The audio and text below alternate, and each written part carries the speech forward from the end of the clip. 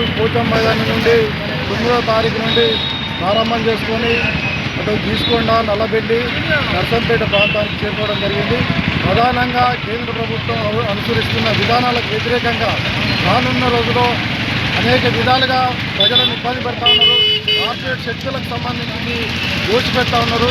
ఈరోజు చూసుకుంటూ పోతే రామునికి సంబంధించిన డబ్బులు కూడా ఇలా దోచుకుని కార్పొరేట్ శక్తులకు పెట్టడం జరుగుతుంది.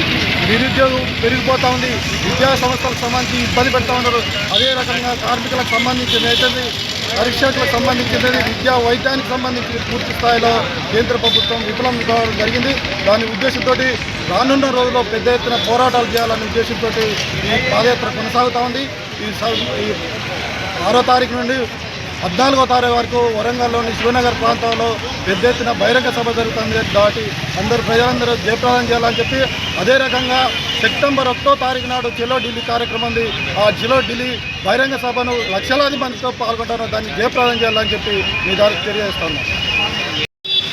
కేంద్ర ప్రభుత్వం, బీజేపీ ప్రభుత్వం, మోడీ ప్రభుత్వం అవలంబిస్తున్నటువంటి ప్రజా వ్యతిరేక విధానాలకు వ్యతిరేకంగా సెప్టెంబర్ 1వ తారీఖు నాడు పార్లమెంటు ముందు ధర్నా చేయబోతా ఉన్నది భారత కమ్యూనిస్టు పార్టీ సిపిఐ.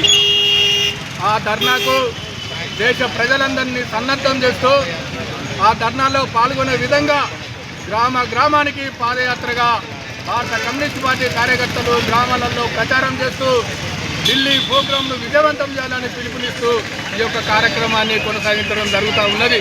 కేంద్రంలో అధికారంలో ఉన్నటువంటి బీజేపీ ప్రభుత్వం ఈ దేశంలో ఉన్నటువంటి ప్రభుత్వ రంగ సంస్థలన్నిటిని కూడా ప్రైవేటు కంపెనీలకు, పెట్టుబడిదారులకు దారాదత్తం చేస్తూ ఈ దేశంలో ఉన్నటువంటి కార్మికుల పొట్టలు కొడుతూ నిరుద్యోగం పెరగడానికి ఈరోజు కారణభూతం అవుతున్నటువంటి పరిస్థితి మనం చూస్తూ ఉన్నాం. సంవత్సరానికి 2 కోట్ల ఉద్యోగాలు ఇస్తామని చెప్పినటువంటి ఈ బీజేపీ ప్రభుత్వం మరి ఉద్యోగాలు ఇవ్వకుండా మరింత నిరుద్యోగాన్ని పెంచి పోషించేటువంటి పరిస్థితి మనం చూస్తూ ఉన్నాం.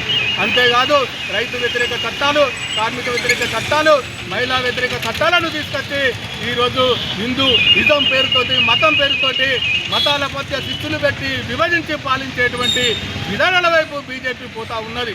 బీజేపీ ఏదైతే చెప్తా ఉన్నాడో దేవుడుకి వారసులం మేము, అన్ని హిందూ దేవులకు మేమే వారసులం అని చెప్పేటువంటి బీజేపీ వాళ్ళు ఈరోజు రాముని పేరుతోటి రామ మందిరం కట్టే కోట్లాది రూపాయల, వేల కోట్ల రూపాయలు ఈరోజు అక్రమంగా రాముని పేరుతో దోపిడీ చేసినటువంటి విధానం ఈరోజు వాళ్ళు చేసినటువంటి అవినీతి ఈరోజు బయటపల్లి కావడం జరిగింది.